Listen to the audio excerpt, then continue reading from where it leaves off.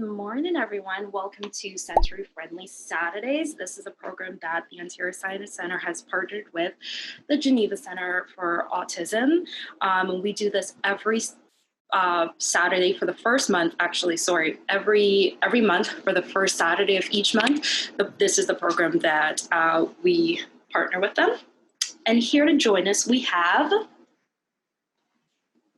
Hi everyone, my name is Joy. I'm an instructor therapist at the Geneva Center for Autism, and I'm here for Sensory Friendly Saturdays. So Sensory Friendly Saturdays is an event that, like Sonia said, happens the first Saturday of every month to promote inclusivity, promote an exchange of information, accessibility, and respect. And today I'll be talking to you guys about back to school strategies. Great. So my name is Sonia. I'm actually a host at the Ontario Science Centre, and my background is actually in child and youth work. So I do have a little bit of background when it comes on to working with people on all over the spectrum.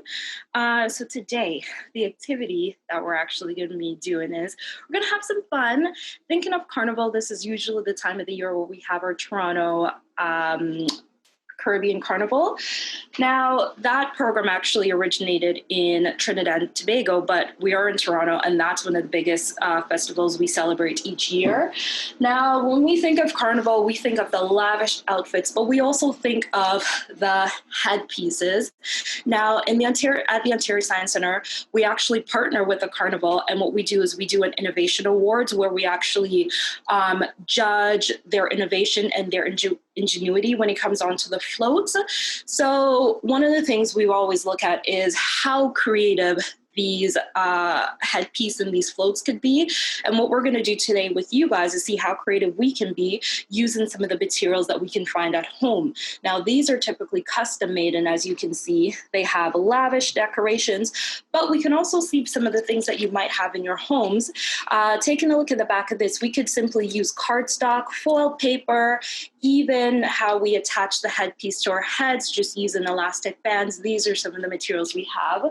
And we might be able to find that. Now, I have my handy dandy arts and craft kit at home, and I was able to go through it and find some materials to create this headpiece. Now, this is what I came up with. Just using all materials at home. Now, as I said, with partnering with the Carnival, we look at how creative they can be. So one of the things I decided to do was step mine up a notch, and rather than having it just the traditional dimension, hey, why not make it a 3D piece? Now my arms can move, and I actually allowed it to come off so I can show you guys exactly how I created that. Just using a thumbtack, that's how I was able to attach it. Now, in order to actually get the headpiece, this was just using materials like cardboard. I know some of you guys might have been doing some shopping during this period of time. So just getting regular cardboard and cutting it and sizing it to your head. That's exactly how I did it to create the base. And then from there, I used other materials such as paper towel. And in order to get everything to stick together, rather than using glue or tape, I actually just use staple. And this was able to actually create everything. And you can see that here, lots and lots of staples. That's what I have. But again, if you don't have a stapler at home, you can use glue and just be a little bit more patient in making it dry with that. So some of the other materials you might have at home could be some yarn. You can use that for the strings of your arms if you want to, or you can create anything that you want. If you want to make it more scientific based, maybe you want to make it a solar system, anything. This is really up to you, and that's what we want to see here at the Science Centre. We want to see your creativity. And at the very end, if you are able to finish your headpiece by the time we get through this, you can actually show us. And if not, you can also post it to our social media, and we'll definitely take a look at it.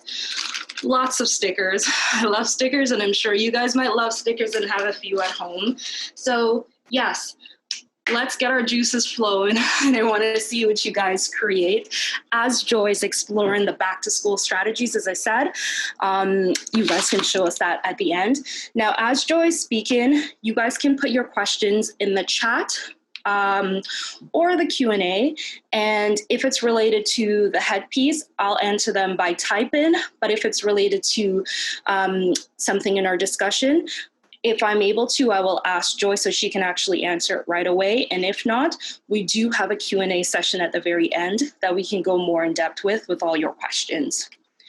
And there is a link right now in our chat box showing you the instructions in order to create your headpiece. Again, no rush, take your time, but if you are done, we'll like to explore that with you. All right, Joy. Hello, everyone. Again, I'm just going to share my screen with you. So I'll be talking to you today about some tips for going back to school. We know that kids have been out of school for a while, so this is going to be a transition back. So hopefully some of these tips you can use in order to make that transition back a little smoother.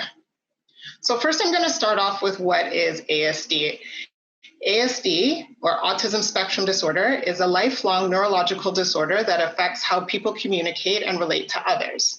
What I would like to say is that once you've met one person with autism, you've only met one person with autism. Because it is a spectrum disorder, it is a range, so it affects everyone differently.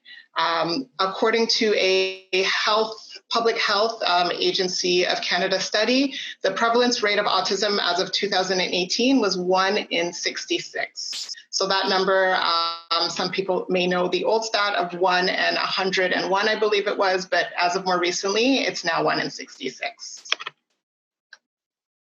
So routines. Routines are a great way to start, and you want to start your routines early.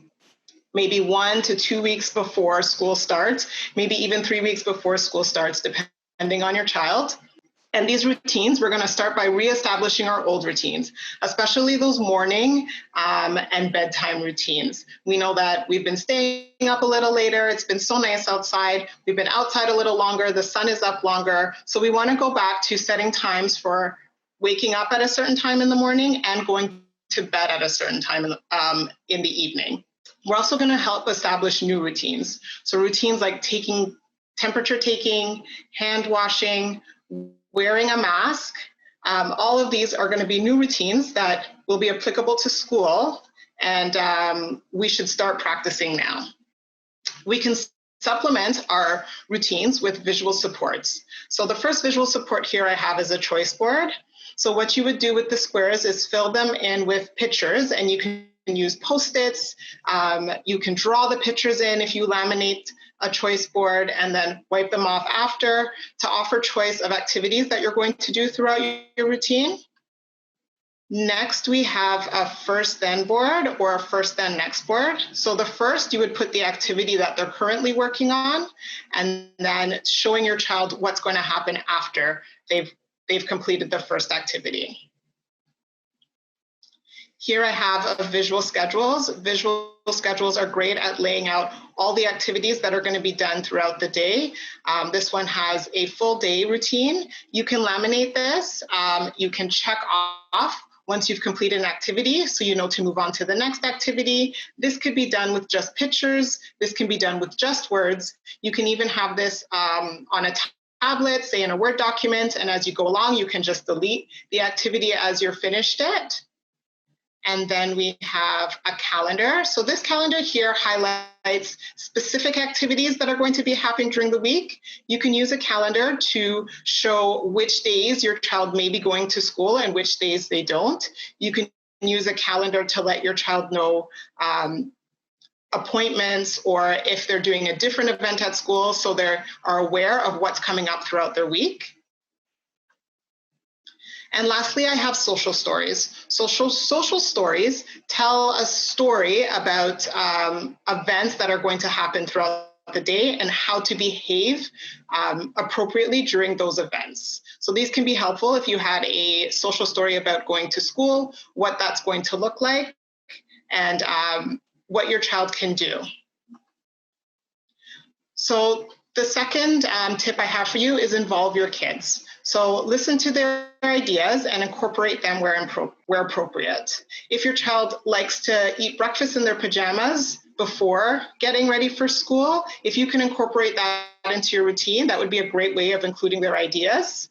Offer choice. So when offering choice, you can offer choice of clothing, so what clothing they want to wear to school, choice of snacks, and help them participate in the routine. So that could look like having your child help make lunches and having your child pack their school bag. Coping strategies. So we know that going back to school is a transition and can be difficult.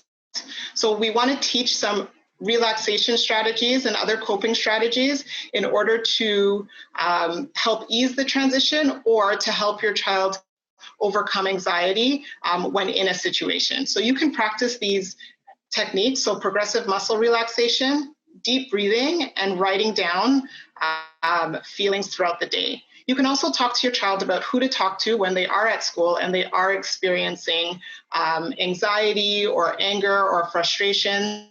So they can talk to teachers, they can talk to friends. So now it's time to practice. So practice makes perfect. So we're going to practice some of those self-help skills. So in terms of eating skills, if you're planning to send your child with lunches that require a fork or a spoon, you want to practice having them be independent with these skills. Opening and closing containers, packages like the goldfish package or the Oreo cookie package, and Ziploc bags. Packing and unpacking their lunch bag, hand washing and using sanitizer, even recognizing their name and recognizing their personal belongings, and asking for help. So whether that's asking for help using a visual or a communicative device, or just coming up to you and asking for help. Now you can practice going back to school. So discuss what going back to school is going to look like. It's going to look a little different. Some kids will be wearing masks, so you can talk to your child about what that's going to look like. You can practice wearing a mask in the house to get used to wearing masks. If your child is required to wear a mask, you can practice how to get to school. So whether that's by bus, by walking, by car, you can take that route to school so your child is familiar with that routine when the time comes in September. And if possible, you'll have to contact your school to see if you can tour the school. So you can show your child the relevant locations within the school. So the bathroom, the classroom, where the office is, where they'll go outside for recess to play, to make this new environment more familiar to them. So on the first day of school, if possible, have your child go to school with someone familiar. So whether that's yourself, whether that's a sibling or a friend, to help ease the transition. Connect with your child's teachers.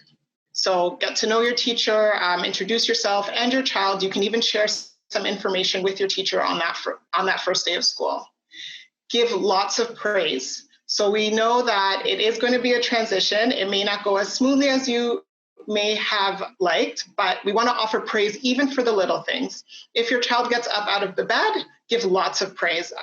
Tell them how happy you are that they got up. Tell them how happy you are that they did what you asked.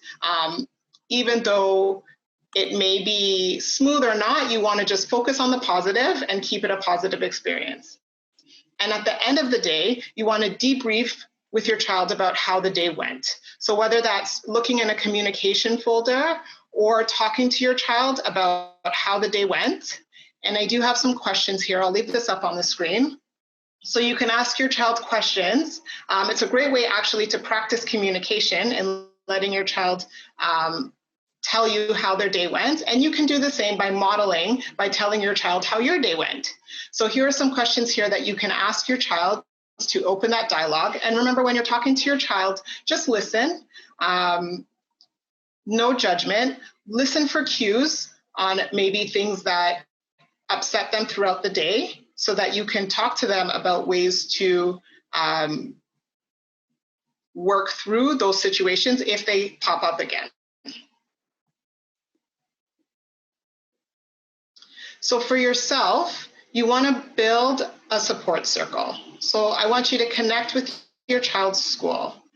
So, and also connect with the wider school community. So that's connecting with the principal, special education teachers, the special education advisory board. These are all part of your child's school community, and I want you to be a part of that. Also, you can connect with community supports. So supports like the Geneva Center for Autism. We have My Community Hub. There is Variety Village. There are lots of community supports that you can connect with to help build your circle. So here I have some resources